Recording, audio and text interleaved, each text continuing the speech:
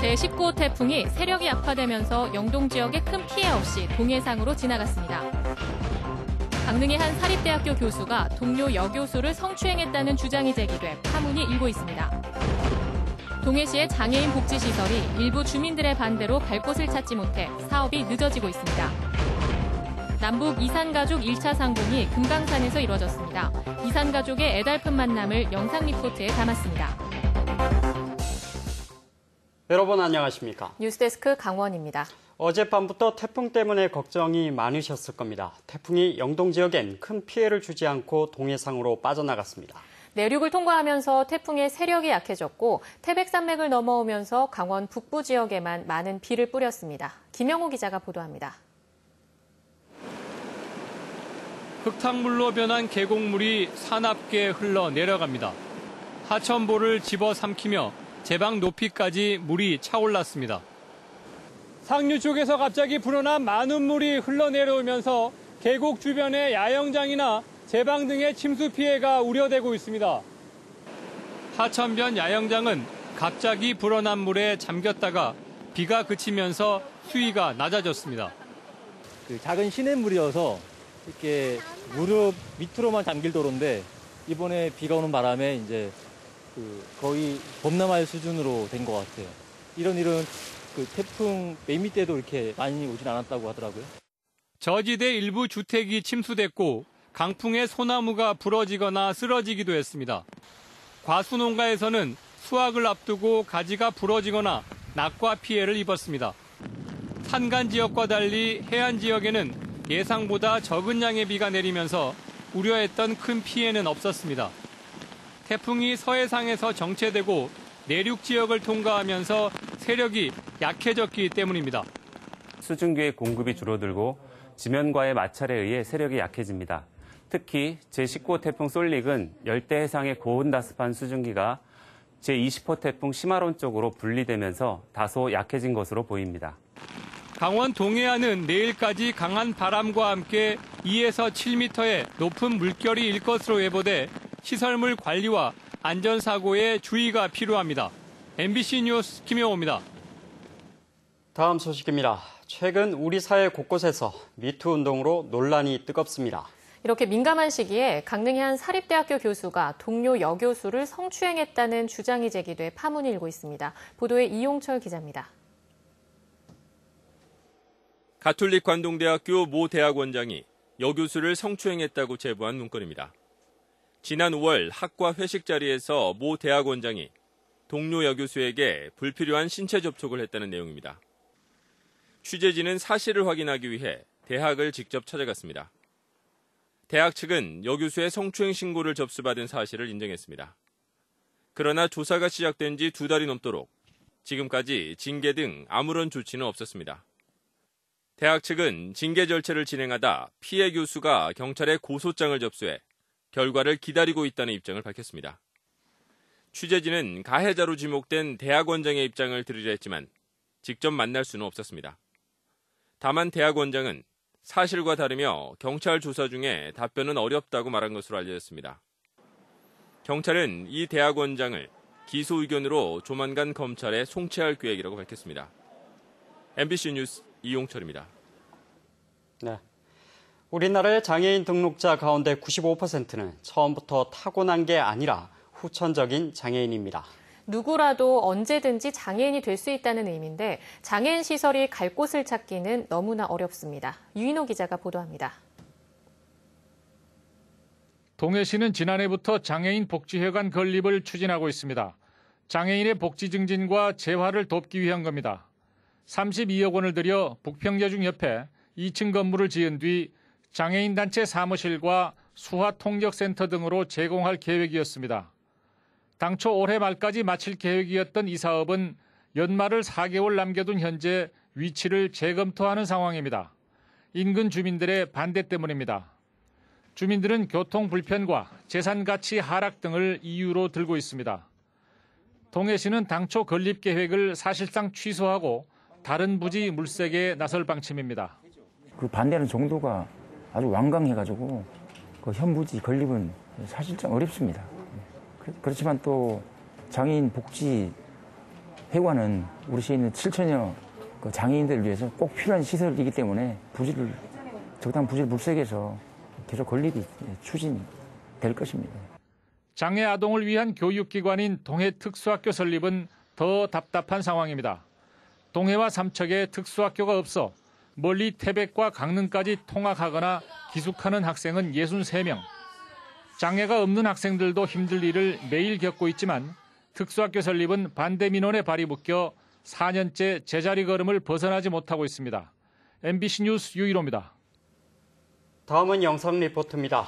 6.25 전쟁으로 헤어진 남북 이산 가족이 금강산에서 1차 상봉했습니다. 혈육을 그리며 오랜 기다림 끝에 찾아온 만남은 짧기만 했습니다. 최기복 영상 취재 기자가 1차 이산 가족 상봉 현장을 영상 리포트에 담았습니다.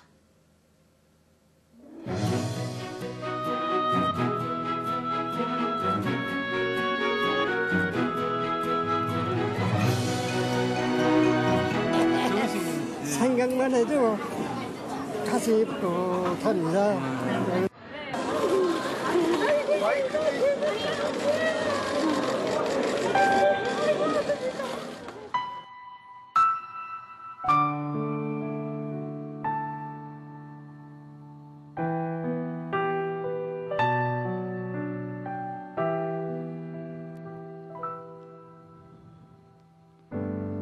그대 보내고 멀리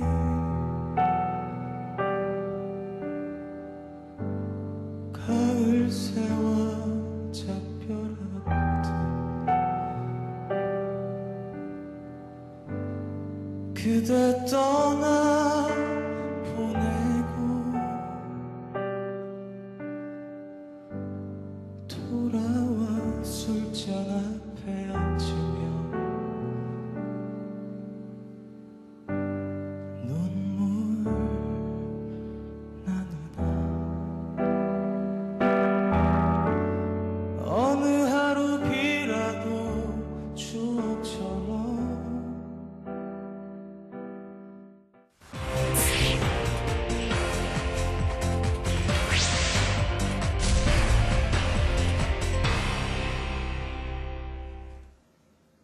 제19호 태풍 쏠릭이 동해상을 따라 빠져나갔지만 동해안 하늘길과 바닷길 운항은 이틀째 차질을 빚고 있습니다.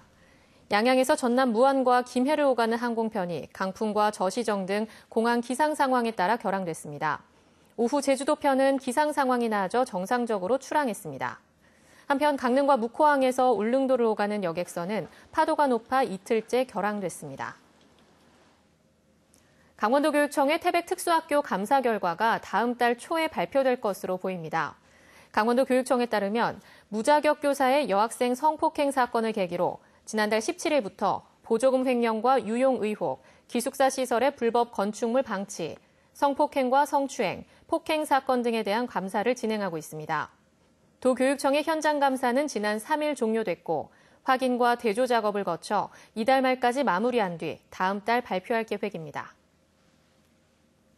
속초 지역에 추진되는 일부 고층 건물 건립 계획이 경관위원회를 통과하지 못해 제동이 걸렸습니다. 속초시는 최근 동명동 성당 인근의 46층 공동주택과 청초 유원지 일대의 12층 숙박시설에 대해 경관위원회를 개최한 결과 도로 확충 문제로 심의를 유보했습니다. 동명동 성당 앞에 추진되는 건물은 지역 주민과 신자들이 반대하고 있으며 청초 유원지 건물은 당초 41층 규모로 추진했다가 지난해 시민단체와의 행정소송에서 패소했습니다. 동해시가 러시아 대게마을 정상화를 위해 식당 운영자를 공개 모집합니다. 동해시는 다음 달 3일까지 사업 제안서를 접수한 뒤 평가와 상차림 시연을 거쳐 다음 달 5일에 사업자를 선정하고 최대한 이른 시일 안에 영업을 재개하도록 할 계획입니다. 동해 러시아 대게마을은 종업원들의 임금 체불로 말썽을 빚은 식당 위탁 사업자가 영업을 포기해 이달 초부터 운영이 중단된 상태입니다. 핸드볼 코리아 전국 대학 선수권 대회가 삼척 실내체육관에서 개막했습니다. 대한핸드볼협회가 주최한 대학 선수권 대회는 강원대와 경희대 등 전국 8개 대학팀이 참가해 1, 2부로 나눠 풀리그로 경기를 갖습니다. 이번 대회는 오는 28일까지 닷새간 펼쳐져 우승과 준우승을 가리고 최우수 선수상 등 개인 수상자를 선정합니다. 삼척시가 도계 지역 주거 안정을 위해 공공임대주택 건설을 신청했습니다. 삼척시는 도계 지역에 임대주택을 보급하기 위해 한국토지주택공사에 마을 정비형 공공주택 건설 사업을 신청했습니다. 삼척시는 도계읍 도계리 9,000제곱미터 부지에 전용 면적 60제곱미터 이하 국민임대주택 120가구를 신축해 줄 것을 요청했습니다. 국토교통부의 심사를 거쳐 사업이 확정되면 삼척시가 건설 사업비의 10% 이상을 부담하게 됩니다. 도내 주요 국비 현안 사업 24개 가운데 15개 사업이 정부 최종 예산안에 반영되지 않을 가능성이 높은 것으로 확인됐습니다. 강원도는 올림픽 기념관 조성과 동해선 철도 건설, 춘천 철원 고속도로 건설 사업 등 15개 사업 예산이 기획재정부의 최종 예산안에서 제외될 가능성이 높다고 밝혔습니다. 정부 예산안은 이달 31일 국회에 제출될 예정입니다. 정부 예산은 국회 상임위 심사와 예결위 심사를 거쳐 오는 12월 최종 확정됩니다. 강원랜드 희망재단이 작은 식당 응원 프로젝트인 정태영삼 마케다 참여 식당을 이달 말까지 모집합니다. 정선과 태백, 영월, 삼척 지역 작은 식당의 자생력을 강화하기 위한 이번 프로젝트는 모두 24곳을 선정할 예정입니다. 강원랜드 희망재단은 메뉴 개선과 조리, 위생, 서비스, 회계 등 식당 운영과 환경 개선을 전반적으로 지원합니다. 소비자들에게 신선한 수산물을 공급하는 소비지 분산 물류센터의 도내 건립이 추진됩니다. 해양수산부는 인천과 전남 나주에 조성 중인 소비지 분산 물류센터를 오는 2022년까지 수도권 한 곳과 강원 한 곳 등에 추가로 조성합니다. 수산물을 소집해 소비지로 직접 출하하기 위해 권역별로 구축하는 물류센터는 집하시설과 저온 저장고 등이 갖춰지며 도내 물동량 비중은 11.5%입니다. 태풍 쏠릭이 지나간 뒤 영동 지역은 낮 기온이 30도까지 다시 오를 전망입니다. 강원지방 기상청에 따르면 영동 지역은 오늘 오후 태풍이 소멸한 뒤 내일 오전부터 기온이 다시 올라 강릉의 낮 최고 기온이 30도까지 오르겠고 다음 주에도 비 오는 날 없이 30도 안팎까지 오를 것으로 보입니다. 기상청은 당분간 비 소식이 없지만 올 가을까지 한두 개의 태풍이 더 우리나라에 영향을 미칠 것으로 내다봤습니다.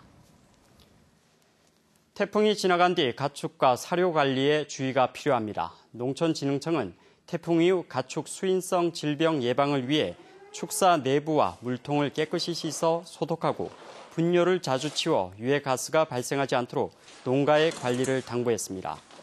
또 비에 쓰러진 여름 사료 작물은 바로 수확하고 목초도 비가 그친 뒤 바로 잘라 담근 먹이로 만들어야 한다고 덧붙였습니다. 뉴스데스크 강원을 마칩니다. 시청해주신 여러분 고맙습니다.